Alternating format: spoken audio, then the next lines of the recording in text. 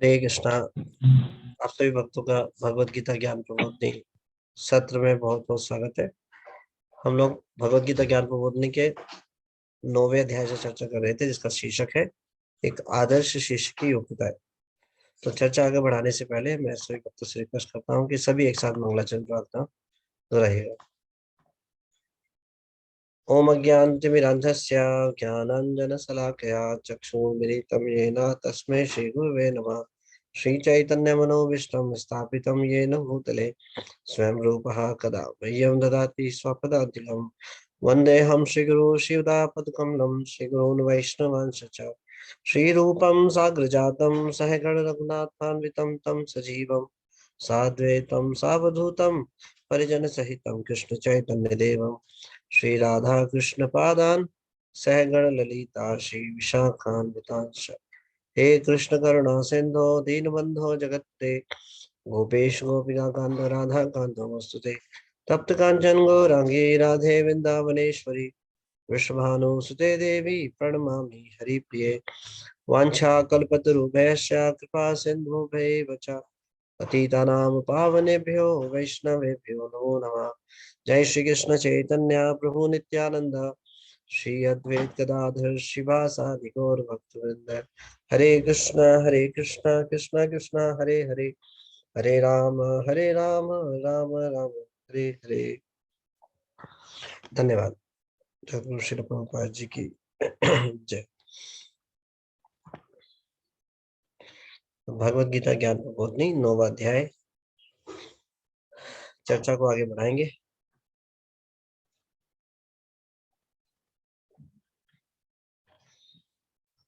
परमेश्वर की भक्ति, इस विषय पर चर्चा करेंगे। जैसा कि भगवान ने स्वयं अपने श्रीमुख से कहा है कि एक शिष्य को भगवान का भक्त होना चाहिए। भक्तो भक्तो असी में सखा चेती रहस्यम हो दो उत्तमम। भगवत गीता के 4थे अध्याय के 30 श्लोक में भगवान बताते हैं, मनुष्य की 2 श्रेणियां हैं, भक्त तथा असुर। There are 2 categories in human. जो मनुष्यों में भी 2 कैटेगरी कौन कौन सी हैं? एक भक्त और असुर। जो भगवान के सुर में सुर मिलाए वो है सुर। सुर मतलब भक्त।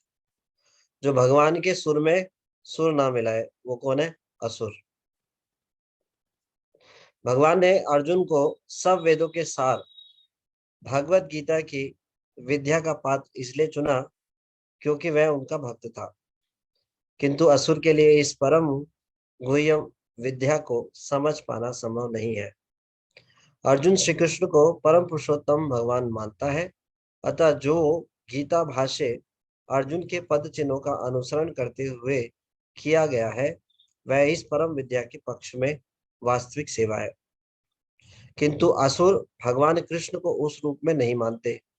वे कृष्ण के विषय में तरह तरह की मनगढ़ंत बातें करते हैं और कृष्ण के उपदेश मार्ग से सामान्य जन समूह को गुमराह करते हैं। भगवान गीता के परम विज्ञान से लाभान्वित होने के लिए एक शिष्य को अनिवार्यता भक्त होना चाहिए। तो बहुत ही महत्वपूर्ण है। जैसे कि हमने पहले 3 गुणों के बारे में चर्चा की थी, आप में से कोई बता सकते हैं एक शिष्य में अनिवार्य 3 योग्यताएं कौन सी हैं जो हमने पहले चर्चा की विस्तार में? एक बार प्लीज रेज कीजिएगा, हैंड रेज कीजिएगा। कलावती माता जी। यस माता जी। हरे कृष्ण प्रभु जी, दंडवत प्रणाम। हरे कृष्णा माता जी। दत्ता प्रभु जी, आत्मसमर्पण, जिज्ञासा और सेवा। हरे कृष्णा प्रभु जी, दंडवत प्रणाम। Thank you so much. तो 3 योग्यताएं होनी चाहिए।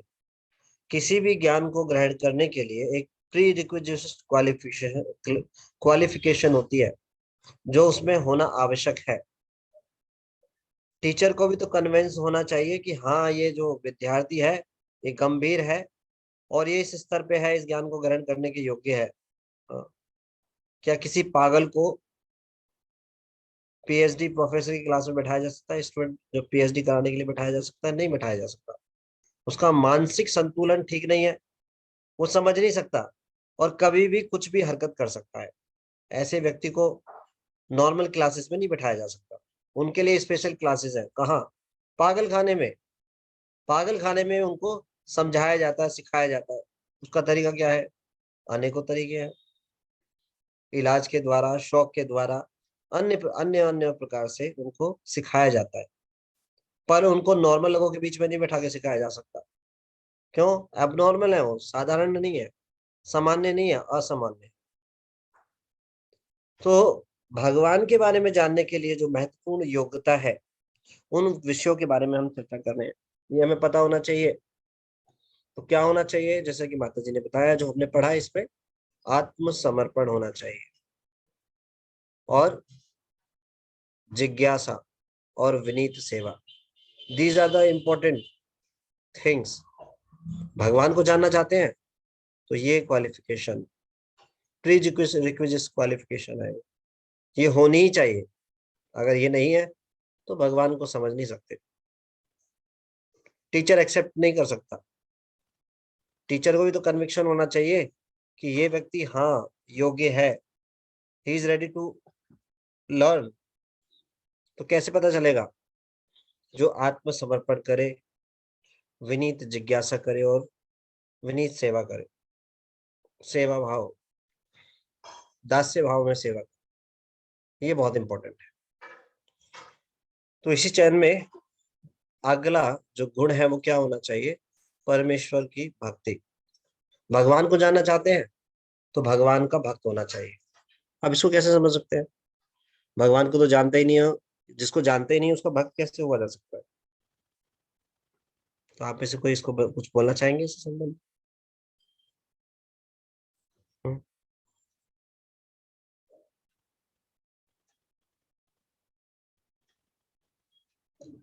कोई कुछ कहना चाहता है इस बारे में? यहाँ बताया जा रहा है कि भगवान को जानने के लिए, भगवान को वो जान सकता है जो भगवान का भक्त है।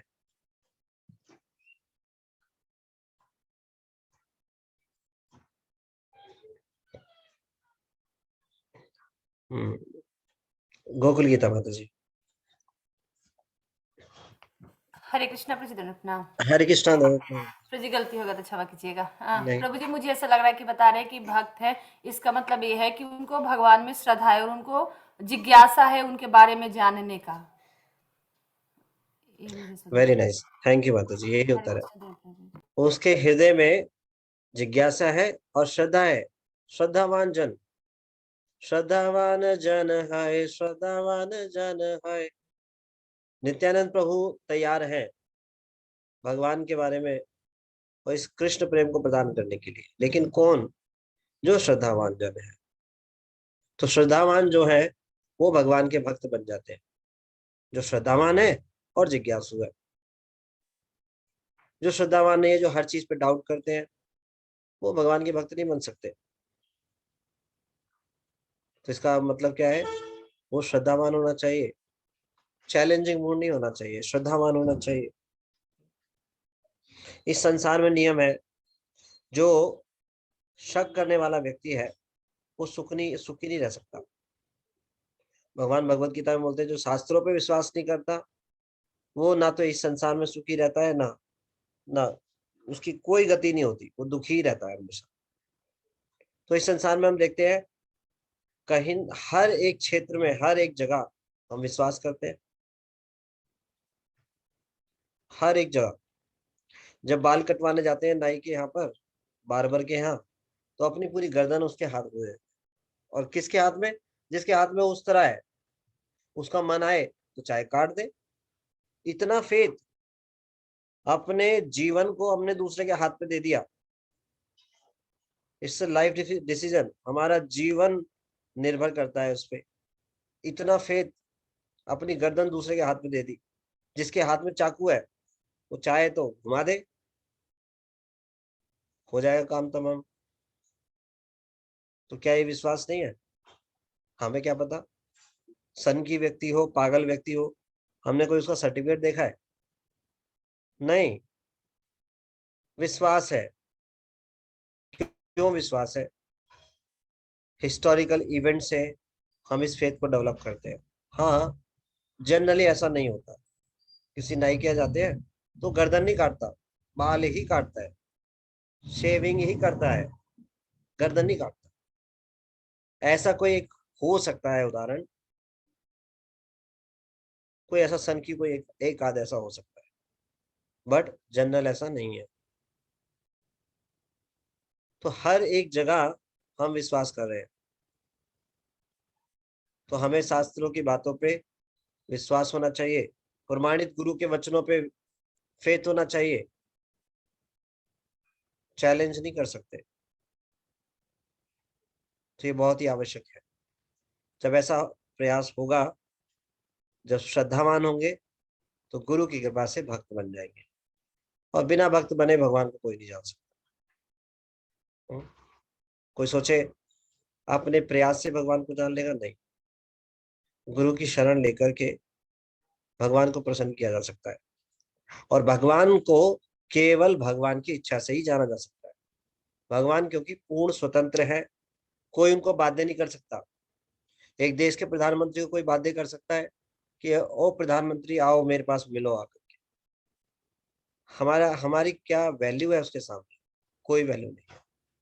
लेकिन यदि हम कोई ऐसा काम करें जो प्रधानमंत्री को प्रसन्न करे, बहुत से ऐसे समाज सेवक लोग हैं जो इतने अच्छे से सेवा करते हैं समाज की, तो क्या होता है, प्रधानमंत्री जी या राष्ट्रपति जी उनको खुद बुला करके उनको मेडल देते हैं, उनको सम्मान देते हैं, जब बुलाने की आवश्यकता नहीं पड़ती। तो इसी प्रकार से हम भगवान को ऑर्डर नहीं दे सकते।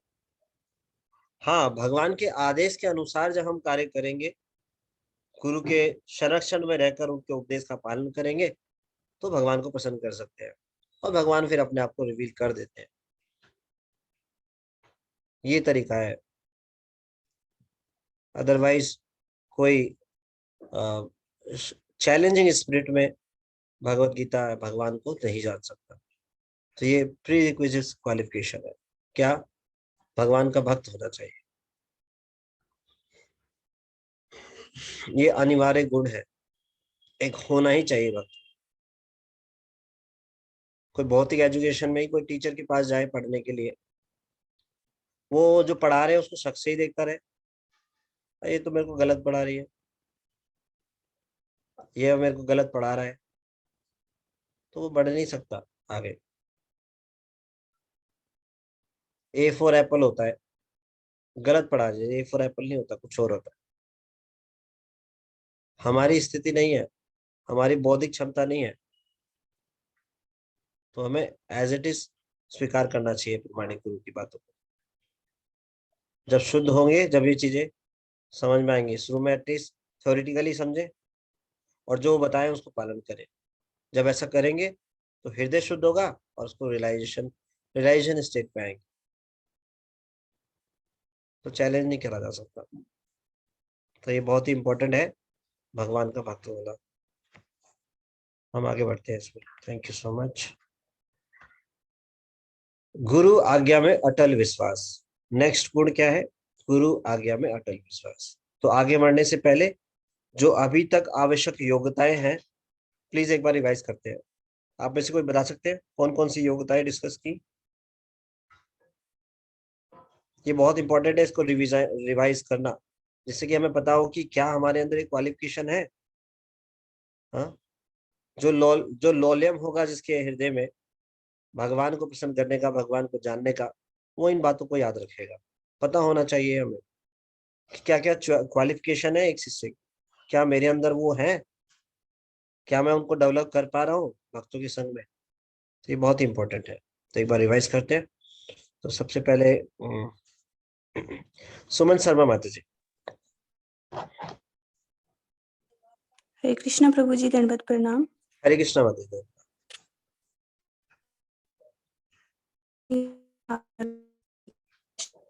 वॉइस ब्रेक हो रही है माता जी, आपको ऐसी जगह जाना होगा जहाँ पे सिग्नल आ रहा हो। अभी तो बहुत लो आ रही है आवाज, मतलब कट के आ रही है। हरे कृष्णा प्रभु जी, दंडवत प्रणाम। हरे कृष्णा माता जी, अभी आ रही है माता जी। प्रभु जी, पहला है आत्मसमर्पण। आध्यात्मिक गुरु के पास जाकर विनीत भाव से आत्मसमर्पण करना चाहिए और उनके निर्देशों को स्वीकार करना चाहिए। और दूसरा है जिज्ञासा। हमें बड़े ही विनम्र भाव से आध्यात्मिक ज्ञान में प्रगति हेतु जिज्ञासा करनी चाहिए, उनसे प्रश्न पूछने चाहिए। जी।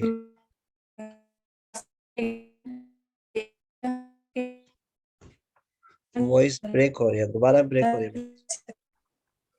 नहीं, कुछ समझ नहीं आ रहा, बहुत ज्यादा ब्रेक हो रही है। सॉरी प्रभु जी, यहाँ पे सिग्नल थोड़ा अभी वीक है। हाँ, अभी ठीक आ रही है, अभी बता सकते हो। प्रभु जी, दूसरा है जिज्ञासा। ठीक है। हमें बड़ी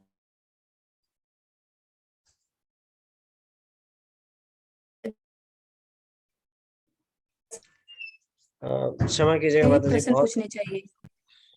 आप उत्तर दे पा रहे हैं लेकिन पूरा समझ नहीं आ रहा माता जी, क्योंकि कट रही है आवाज। आप क्षमा कीजिएगा, आपको अच्छे से पता है, मुझे ये समझ में आ रहा है, लेकिन आवाज पूरी क्लियर नहीं आ रही।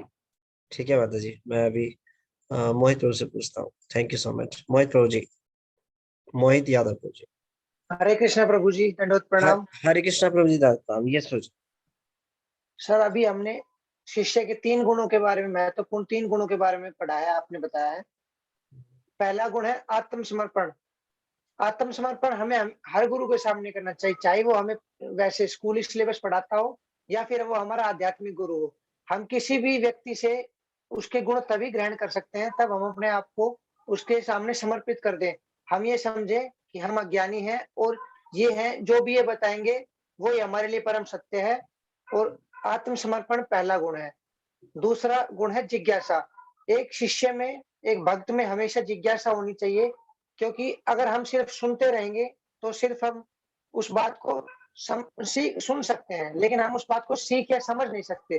किसी बात की गहन समझ हमें तब आएगी जब हम उनकी बातों से, हम उनसे क्रॉस क्वेश्चन करेंगे। लेकिन क्रॉस क्वेश्चन करने का भी एक तरीका होता है अपने गुरु से। हमें गुरु से चैलेंजिंग वे में प्रश्न नहीं पूछने चाहिए, हमें बड़े ही विनम्रता के भाव से अपने गुरु से प्रश्न पूछने चाहिए। और तीसरा है विनीत सेवा भाव। हमें हमेशा अपने गुरु की सेवा करने के लिए तत्पर रहना चाहिए। जय श्री कृष्ण प्रभु जी, धन्यवाद। Very nice, thank you so much. Hare Krishna. इसमें जो आत्मसमर्पण है, इसको इसको ठीक से समझना होगा। आत्मसमर्पण करने का मतलब है एक प्रमाणिक गुरु को आप आत्मसमर्पण करना। जनरली लोग समर्पण की बात आती है तो भावुकतावश किसी को भी आत्मसमर्पण कर देते हैं। नहीं, इसकी संस्तुति नहीं की जाती। शास्त्र बताते हैं religion without philosophy is mental speculation and philosophy without religion is क्या? सेंटिमेंटलिज्म। सेंटिमेंटलिज्म क्या था? मैं एक मिनट इसको एग्जैक्टली कोई बता सकते हैं? मैं इसको philosophy without religion is mental speculation. अगर कोई भी फिलॉसफी या दर्शन है और शास्त्रों के अनुसार नहीं है तो वो कल्पना है केवल। और रिलीजन विदाउट फिलॉसफी इस क्या है? केवल क्या है? रिलीजन विदाउट फिलॉसफी इज सेंटिमेंटलिज्म, भावुकता, कोरी भावुकता। तो आत्मसमर्पण की जब बात की जाती है तो भावुकता में आत्मसमर्पण की बात नहीं करी जाती। आत्मसमर्पण की बात करी जाती है शास्त्रों के आधार पर प्रमाणिक गुरु को समर्पण करना। ये बहुत महत्वपूर्ण तथ्य है। ऐसे नहीं किसी को भी समर्पण करो, एक प्रमाणिक गुरु को ढूंढना होगा और प्रमाणिक गुरु को आत्मसमर्पण करना होगा। ठीक है, आपने बहुत अच्छे से बताया मोहित गुरु जी। जस्ट मैं इसको क्लैरिफाई कर रहा था, इस पॉइंट को, आत्मसमर्पण किसको करना है ना? ठीक है जी, आपने बहुत अच्छे से बताया, थैंक यू। इसके अलावा और क्या पॉइंट हम डिस्कस किए? एकता सिंगल माता जी। हरे कृष्णा प्रभु जी, दंडवत प्रणाम। हरे कृष्णा माता जी। यस प्रभु जी सॉरी, मैं माफी मांगूंगी अगर कहीं गलती हो जाए तो प्लीज सॉरी प्रभु जी। नो प्रॉब्लम माता जी। प्रभु जी, इसमें हमने जो अभी तक पढ़ा है उसमें एक सनातन गोस्वामी जी का बहुत अच्छा एग्जाम्पल दिया गया है कि जिस प्रकार से उन्होंने आध्यात्मिक गुरु की शरण ग्रहण करी थी, अपने आप को दीनहीन समझ के और बड़ी विनम्रता के साथ, विनीत भाव से उन्होंने चैतन्य महाप्रभु जी के पास जाते हैं, जबकि वो बहुत नॉलेजेबल थे, बहुत बड़े स्कॉलर थे, उनको बहुत शास्त्रों का ज्ञान था। लेकिन जब वो उनके पास उनको अपना गुरु मानते हैं, उनको गुरु बनाने चाहते हैं, तो वो यही उनसे कहते हैं कि मुझे अपने जीवन का वास्तविक लक्ष्य ज्ञात नहीं है। मैं एक सांसारिक सुख-सुविधाओं के अंधकार में डूबा हुआ हूँ, मैं बहुत एक दीनहीन हूँ, मैं आपकी शरण ग्रहण करने के लिए आया हूँ। तो जिस प्रकार एक उपजाऊ भूमि में बीज बोने से वह अंकुरित होती है, उसी प्रकार से केवल एक प्रामाणिक गुरु ही अपने ज्ञान से उत्सुक शिष्य के हृदय को दिव्य ज्ञान से प्रकाशित करता है।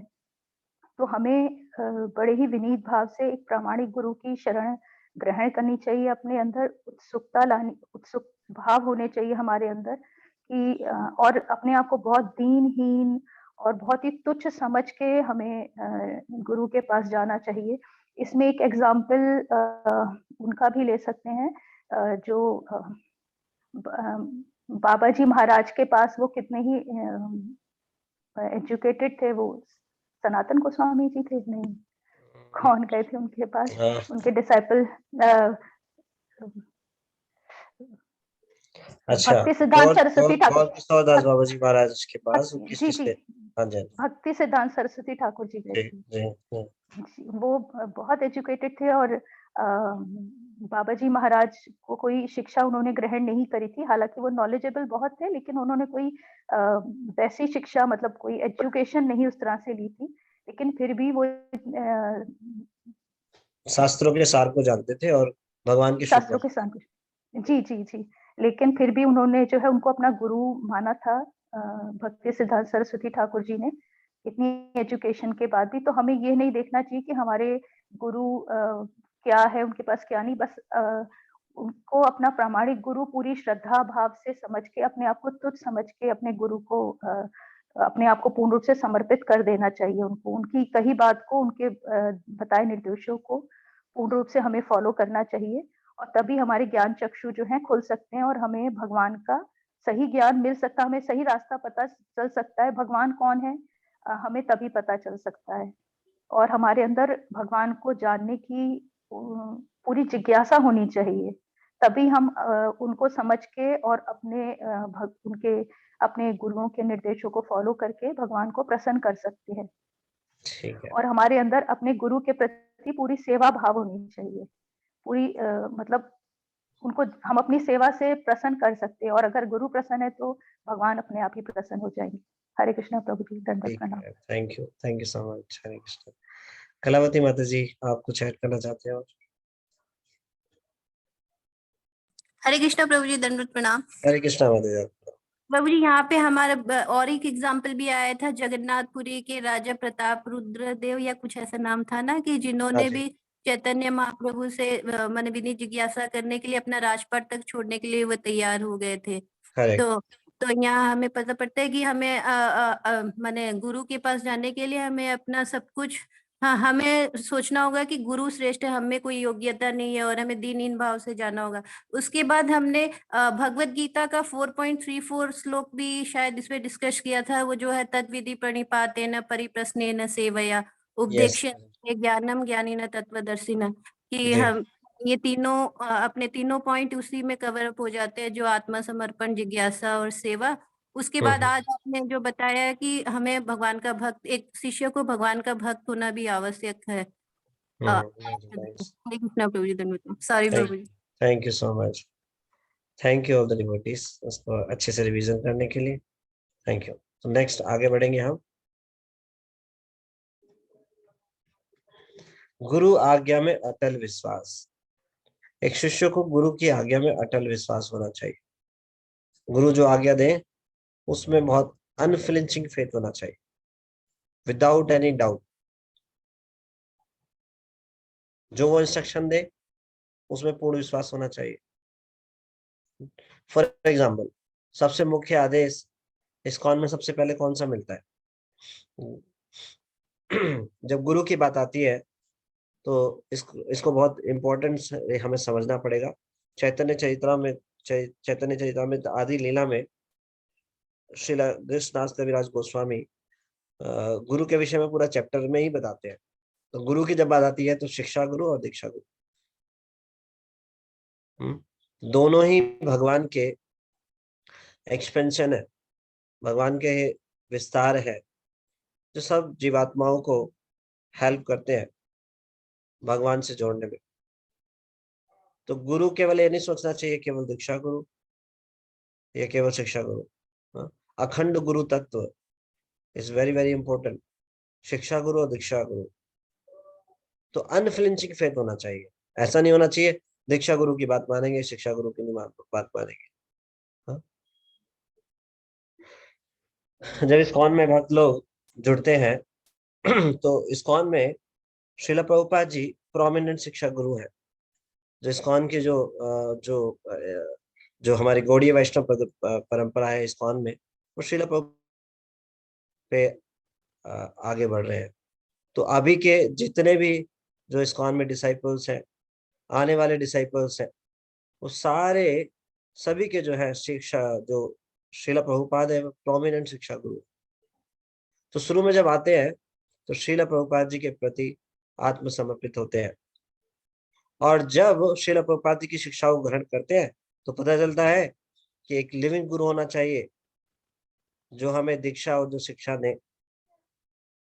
तो फिर हमें प्रार्थना करनी चाहिए श्रील प्रभुपाद जी से कि वो हमें कृपया हमारे शिक्षा गुरु और दीक्षा गुरु हमें प्रदान करें। तो जनरली ऐसा भी होता है कि जब हम इस्कॉन में जुड़ते हैं तो हमारे जो पद प्रदर्शक गुरु है जो हमें इस्कॉन से जोड़ते हैं वही हमारे शिक्षा गुरु होते हैं। या जरूरी नहीं है, जो हमें पद प्रदर्शक जो हमें इस्कॉन में किसी न किसी प्रकार से जोड़ रहे हैं, और सॉरी मैंने पद प्रदर्शक गुरु के बारे में नहीं बताया। पद प्रदर्शक गुरु जो हमें भक्ति में जोड़ते हैं, प्रमाणित परंपरा से जोड़ते हैं, भक्तों से जोड़ते हैं, गुरु से जोड़ते हैं, वो होते हैं पद प्रदर्शक गुरु। तो जरूरी नहीं है हम उनको फॉलो करेंगे, हम उनके प्रति सम्मान रखेंगे क्योंकि उन्होंने हमें भक्ति से जोड़ा है, हमारे गुरु वर्गों से जोड़ा है, इस्कॉन से जोड़ा है। बट जरूरी नहीं है। क्यों? क्योंकि पद प्रदर्शक गुरु हो सकता है भक्त हो और ना भी हो। एक अभक्त भी पद प्रदर्शक गुरु हो सकता है। क्यों?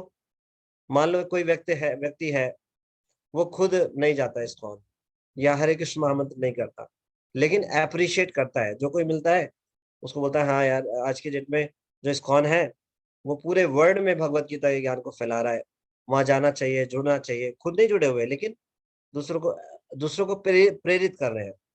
तो उसने बोला जाना चाहिए, और भक्त आए और उनको अच्छा लगा और वो जुड़ गए, और उनको सिद्धांत समझ में आए, वो जुड़ गए। तो वो पथ प्रदर्शक गुरु हो सकते हैं, लेकिन जरूरी नहीं है उनको शिक्षा उनकी फॉलो की जाए। क्यों? क्योंकि वो खुद अभी पालन नहीं कर रहे, लेकिन उनको बोला जा सकता है वो पथ प्रदर्शक गुरु। हाँ? तो फिर जो हम जिनसे भक्ति में शिक्षा लेते हैं, जो हमें भक्ति में पग पग पग पे आगे बढ़ाते हैं, भक्ति में सिखाते हैं इतना कुछ, वो हमारे शिक्षा गुरु है। और शिक्षा गुरु ये हमारे हृदय में हमारे उनके प्रति स्नेह उत्पन्न हो जाता है और हम उन्हें शिक्षा गुरु स्वीकार करते हैं। कोई जबरदस्ती आर्टिफिशियल इंपोजिशन नहीं है, कोई जबरदस्ती वो आपको बोलेगा नहीं मैं आपका शिक्षा गुरु, ऐसा नहीं। हम स्वतः ही जिनसे शिक्षा प्राप्त करते हैं, हृदय में उनके प्रति ग्रेटिट्यूड होता है और हमारा स्नेह उनके प्रति होता है, और हम प्रेरित होते हैं कि हम इनसे शिक्षा लें। और वही शिक्षा गुरु हमें हमारे दीक्षा गुरु से जोड़ते हैं, और श्रील प्रभुपाद जी से हम प्रार्थना करते हैं, वो हमें हमारे दीक्षा गुरु रिवील करते हैं, जोड़ते हैं। तो इस प्रकार से तो हमें गुरु आज्ञा में अटल विश्वास होना चाहिए। गुरु आज्ञा में अटल विश्वास होने का मतलब ये नहीं होना चाहिए हम दीक्षा गुरु की बात मानेंगे बस, शिक्षा गुरु जो बोले हम बोलते रहे। नहीं, भक्ति में आगे नहीं बढ़ पाएंगे, क्योंकि हम दोनों में भेद देख रहे हैं। एक पूरा चैप्टर है कृष्णदास कविराज गोस्वामी जी ने आदि लीला चैतन्य चरितामृत में बड़ा विस्तार से बताया, हमें पढ़ना चाहिए चैप्टर। तो हमें इस प्रकार से डिस्क्रिमिनेट नहीं करना चाहिए। शिक्षा गुरु की कृपा से ही हम दीक्षा गुरु से मिल पाते हैं, प्रॉपरली इस्कॉन से जुड़ पाते हैं, सिद्धांतों के द्वारा, भक्ति प्रोसेस, साधना प्रोसेस के द्वारा। हमें बिल्कुल अनफ्लिंचिंग फेथ होना चाहिए और उनके आदेशों को पालन करना चाहिए। बहुत ही हमारे लिए पेन लेते हैं, पग पग पे हमें भक्ति में आगे बढ़ाने में सहायता करते हैं। तो जो शिक्षा गुरु है वो दीक्षा गुरु के आदेश का पालन कर रहे हैं, तो इसलिए हमें ऐसे डिस्क्रिमिनेट नहीं करना चाहिए। भक्ति में आगे बढ़ना है तो ये भेद बुद्धि अगर है तो आप भक्ति में आगे नहीं बढ़ पाएंगे। तो क्या होना चाहिए? गुरु आज्ञा में अटल विश्वास होना चाहिए। This is very very important. और जब गुरु आज्ञा में अटल विश्वास की बात है तो हम प्रमाणित गुरु की बात कर रहे हैं। अभी जो हमने सिद्धांत की बात की भावुकता में आत्मसमर्पण नहीं, हाँ, प्रमाणित गुरु को आत्मसमर्पण करना, दिस इज इम्पोर्टेंट। ऐसे गुरुओं को नहीं जो कहते हैं अपना पर्स खोल लो कृपा आ जाएगी, गोलगप्पे खा लो कृपा आ जाएगी, नहीं, ये भावुकता है, ये बेवकूफी है। भगवान ने 4 पारंपरिक परंपराएं दी हैं जिनसे ज्ञान प्राप्त करके हम भक्ति में आगे बढ़ सकते हैं। तो ऐसे प्रमाणिक गुरु की शरण लेनी चाहिए। शिष्य को इतना बुद्धिमान होना चाहिए, मूर्ख शिष्य नहीं समझ सकते, तो इतना बुद्धिमान तो होना चाहिए। ऐसा नहीं किसी को भी आत्मसमर्पण कर दे, प्रमाणिक गुरु के बारे में इन्हें पता हो, उससे क्या होगा, धोखा मिलेगा। और फिर कैसे, जैसे बोलते हैं ना क्या, जब किसी डॉक्टर के पास जाते हैं तो अगर कोई डॉक्टर प्रमाणित नहीं है, पहली बात तो देखा नहीं किसी प्रमाणित डॉक्टर के पास जा रहे हैं, झोला छोप डॉक्टर के पास जा रहे हैं, और फिर वहां से कुछ नुकसान हो गया, आराम नहीं मिला, तो सारे डॉक्टर खराब है, ऐसा थोड़ी ना होता है। हमारी गलती है, हमने प्रमाणित डॉक्टर ही नहीं ढूंढा।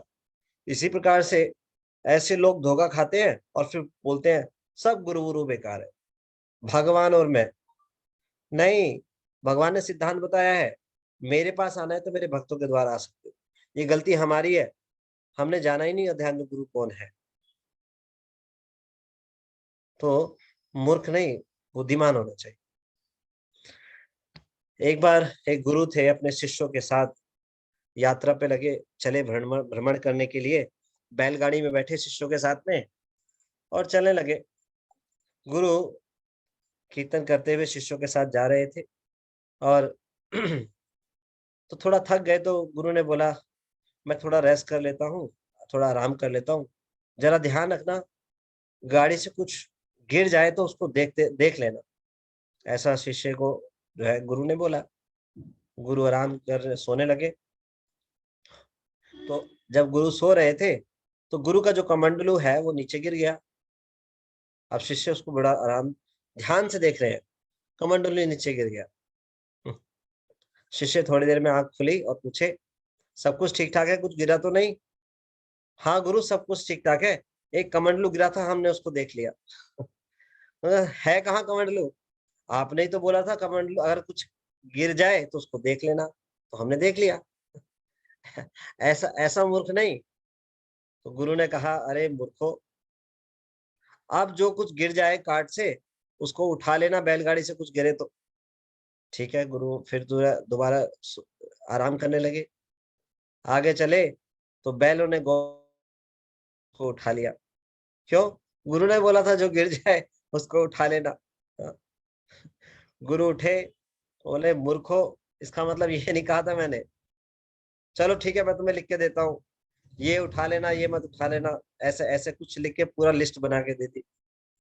फिर गुरु ने आराम किया, आगे गए, बहुत तेजी से खराब रास्ता आया, एक ड्रेन था वहां पे और गुरु जाके वहां गिर गए। और जब गुरु गिर गए तो चिल्लाने लगे बचाओ बचाओ सेव मी, मैं तुम्हारा गुरु हूँ बचाओ। तो गुरु गिरे हुए हैं, वो लिस्ट चेक करें गुरु ने क्या क्या लिखा था। अच्छा गुरु ने ये बोला था ये बोला था ये बोला था, ये तो उसके अंदर है ही नहीं। तो गुरु बोलने लगे अरे मूर्खो बचाओ, मैं तुम्हारा गुरु हूँ। चलो समा हो, किसी तरह बुद्धि आई और गुरु को निकाला। तो फिर गुरु को बताया कि आपका नाम ही लिस्ट में नहीं था इसलिए हमने नहीं, आपने ही तो बोला था आपकी आज्ञा का पालन कर रहे हैं। ऐसी आज्ञा का पालन नहीं, बुद्धिमान होना चाहिए। एक पिता की बहुत सारी संतान होती है, लेकिन पिता का जो स्नेह है या पिता जो अपना सारा ज्ञान है, जो रहस्य है, किसको प्रदान करते हैं? जो बुद्धिमान बच्चा है, जो बुद्धिमान बेटा है, जो उनके हृदय की बात को जानता है, उसको पिता सब कुछ बताते हैं, सब कुछ रिवील कर देते हैं, जो आज्ञाकारी है। तो गुरु आज्ञा में अटल विश्वास होना बहुत ही महत्वपूर्ण है। जिसमें ये नहीं है वो भक्ति में आगे नहीं बढ़ सकता। It's very very important. ठीक है, आज की चर्चा को यहीं रोकेंगे, यहीं समाप्त करेंगे, कल आगे बढ़ेंगे। मोहित यादव प्रभु जी ने हैंड रेज किया, आपका कोई प्रश्न है प्रभु जी? जी प्रभु जी, मैं ये पूछना चाहता हूँ प्रभु जी, हम कैसे पहचाने कि प्रमाणिक गुरु कौन से हैं? 4 प्रमाणिक गुरु परंपराएं भगवान ने दी हैं, भगवान ने शास्त्रों में बताया है, पद्म पुराण में ऐसा वर्णन आता है। 4 प्रमाणिक गुरु परंपराएं हैं जो कि 4 विशेष पर्सनैलिटीज से आ रही है। 4 विशेष पर्सनैलिटीज कौन सी हैं? शिव जी, लक्ष्मी जी, ब्रह्मा जी और चतुष्कुमार। ये 4 प्रमाणिक परंपराएं हैं जो इनसे आ रही है। इनके अलावा अगर कोई परंपरा बताते हैं तो वो प्रमाणिक परंपरा नहीं है। परंपरा कौन सी परंपरा नहीं होती? मेरे को स्वप्न आया था और मैंने एक परंपरा खड़ी कर दी, नहीं। उसका एक व्यक्ति जो परंपरा जो बोलता है मैं गुरु हूं, उसका कोई गुरु होना चाहिए, उसका कोई गुरु होना चाहिए, और वो गुरु अंत में भगवान से लिंक होना चाहिए। तो आदि गुरु कौन है? भगवान श्री कृष्ण। तो उन्होंने 4 प्रमाणिक परंपराएं दी, जो कि शिव जी को किससे आ रही है? लक्ष्मी जी से आ रही है, ब्रह्मा जी से आ रही है, और चतुष्कुमार जो ब्रह्मा जी के 4 पुत्र हैं, मानस पुत्र, सनत, सनातन, सनंदन। तो इनसे जो परंपराएं आ रही हैं वो प्रमाणिक परंपराएं हैं, जिसमें कि श्री संप्रदाय है, जिनके आचार्य है रामानुजाचार्य। प्रोमिनेंट आचार्य, ऐसे आचार्य तो बहुत सारे हैं हर परंपरा में, लेकिन प्रोमिनेंट आचार्य जिनके नाम से वो परंपराएं जानी जाती है, तो श्री संप्रदाय में रामानुजाचार्य। ब्रह्म गौड़ीय मध्वाचार्य जो हमारी जो संप्रदाय है जिसमें इस्कॉन आता है, उसके प्रोमिनेंट आचार्य है मध्वाचार्य। और चतुष्कुमार और जो शिव जी से जो आ रही है वो है निम्बार्क, सॉरी कौन सी, रुद्र संप्रदाय, वो शिव जी से आ रही है। और इसके जो प्रोमिनेंट आचार्य हैं वो है विष्णु स्वामी, और जो कुमार संप्रदाय से आ रही है चतुष्क जो है वो है निम्बार्क आचार्य जो है उनके प्रोमिनेंट आचार्य। तो ये 4 प्रमाणिक आचार्य हैं जिनके गुरु के गुरु गुरु गुरु गुरु जो है ऐसे करके जो परंपरा चल रही है वो प्रमाणिक गुरु है।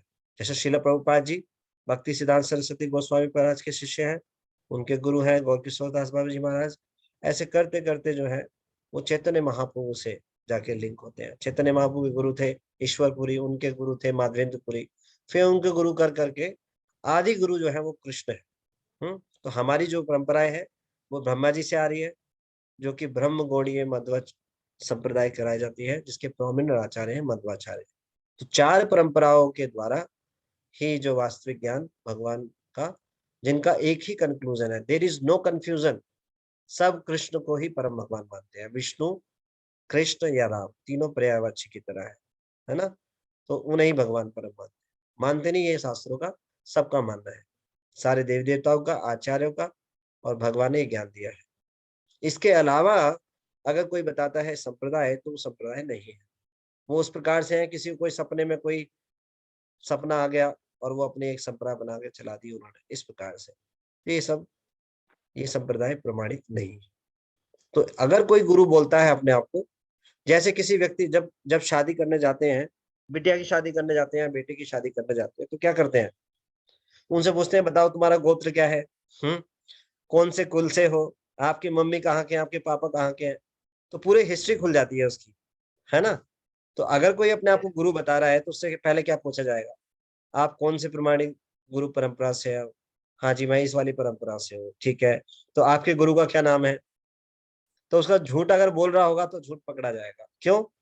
परंपरा के आचार्य कैसे पता चल जाएगा।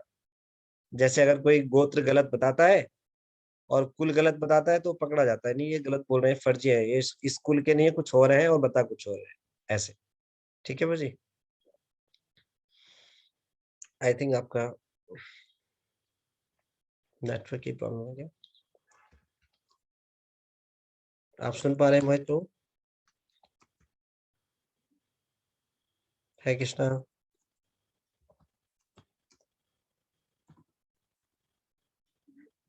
ठीक है, शायद कुछ नेटवर्क की प्रॉब्लम है। तो कलावती माता जी, यस माता जी, आप कुछ कहना चाहते हैं? हरे कृष्णा प्रभु जी, दंडवत प्रणाम। हरे कृष्णा माता जी। प्रभु जी हो सकता है मेरा क्वेश्चन को किए हो। प्रभु जी जैसे आपने अभी बताया ना कि चारों संप्रदाय से होना चाहिए, जैसे मेरे जैसे लोग हैं, अभी तो मैंने समझ लिया कि हाँ हम जहाँ है वो एक संप्रदाय है, माने चारों संप्रदाय में से एक है। लेकिन उससे पहले तो मुझे कुछ पता नहीं था। कोई भी मुझे अगर बोलता है कि हाँ मैं इस संप्रदाय से हूँ, सपोज वो नहीं है, तो हम वो कैसे समझेंगे फिर कि हाँ अब अभी से ना पता चल गया सबके कांटेक्ट भक्तों के संग में, लेकिन आगे तो जैसे कुछ पता नहीं था, जो बोलता था हाँ ठीक है गुरु है। तो 4 संप्रदाय के होंगे, कैसे वो पता चलेगा नॉर्मल लोगों को फिर? इतना बुद्धिमान होना चाहिए व्यक्ति को। हम इस भौतिक संसार में बहुत चीजों के लिए जिज्ञासा करते हैं, प्रश्न पूछते हैं, तो आध्यात्मिक जीवन में भी बुद्धिमान होना चाहिए, मूर्ख नहीं होना चाहिए। तो जब हम जिज्ञासा करते हैं और भगवान से जेन्युइन प्रेयर्स करते हैं, हे भगवान कृपया करके मैं आपके पास आना चाहता हूँ या आना चाहती हूँ, कृपया मेरी हेल्प कीजिए। तो ब्रह्मांडे भ्रमिते कोनो भाग्यवान जीव, गुरु कृष्ण प्रसादे पाए भक्ति लता बीज। ऐसे सिंसियर सीकर्स जो है, भगवान उनको प्रमाणित गुरु से मिलाते हैं और फिर वो प्रमाणित गुरु उनसे भगवान से मिला देते हैं। तो ये विधि है माता जी। जी प्रभु जी, थैंक यू प्रभु जी। हरे कृष्ण प्रभु जी। Thank you, Hare Krishna. ठीक है, मोहित प्रभु जी आप हैं यहाँ पर? नहीं, उनका शायद डिस्कनेक्ट हो गया है। ठीक है, तो हम भगवत गीता ज्ञान प्रबोधिनी की इस चर्चा को यहीं पे समाप्त करते हैं, यहीं पे रोकते हैं, फिर आगे की चर्चा कल करेंगे। श्रीमद् भगवत गीता ज्ञान प्रबोधिनी की जय। श्रीमद् भगवत गीता की जय। जगत गुरु श्रील प्रभुपाद जी की जय। धन्यवाद। Thank you.